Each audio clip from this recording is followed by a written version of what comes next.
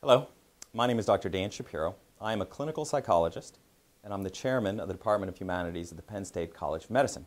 And I'm going to talk to you about the testing or test materials I received about a mystery person. First, I'm going to tell you about the WACE. And forgive me for using such a technical way of conveying information. I've known about this exercise for about 10 minutes, so I scrawled all this down really quickly on paper. It's paper version 101. Okay, so let me start by talking to you about our intelligence test. We use the Wechsler Adult Intelligence Scale.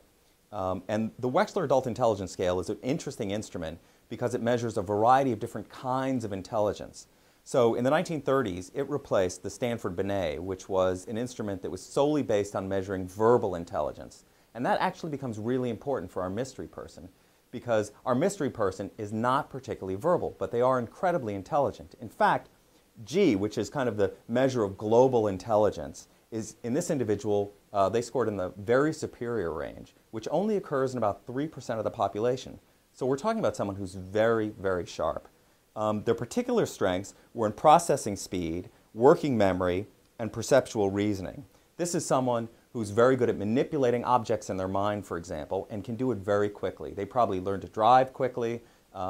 They're someone who, if they were looking for carpet, for example, and went into a carpet store, they could calculate in their head the amount of carpet square footage they needed for their den as well as their living room. Probably, and put it all together in their head very, very quickly. But again, vocabulary. This is not someone in love with words who's going to be very verbal. So we also gave the mystery person the MMPI, and this is a global measure as well as a specific measure of mental health, and it can tell us a variety of things. And this is what we learned. First of all, overall, this is a very mentally healthy individual. Second, this is a person who may be a little impatient. This is someone who may struggle with authority. They may bristle because they feel like they know it best, and given their intelligence, in some circumstances, maybe they do. This is also a person who may have at some point in their life battled depression. But right now, they certainly look like they're doing quite well. So we also gave them the 16PF. And this is an inventory that's been really carefully validated. It was designed in the 1930s by a man named Raymond Cattell. And Cattell was really from the physical sciences, and he went into psychology, and at the time was really dismayed by the lack of careful thought about human traits and uniqueness. And so he set out to design an instrument that could really measure human traits. And this is what he found, this is what his instrument identified in our individual. First of all, this is someone who is potentially a major risk taker. Not necessarily social, but particularly in physical situations. They're also sensation-seeking. That means they like bold experiences. For example, like parachuting or scuba diving. But they wouldn't only be a scuba diver. This is the kind of person who might enjoy, cave or cavern diving, where there's only a speck of light or no light at all.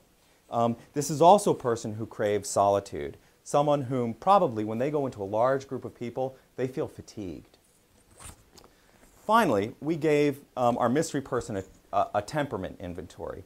Now, temperament inventories have a speckled history in psychology, probably because there's debate over how accurately we can measure temperament. Also, it's clear that we behave differently in different circumstances. For example, if you're with your brother, you may respond differently than when you're with your lover, or at least, I would hope you would.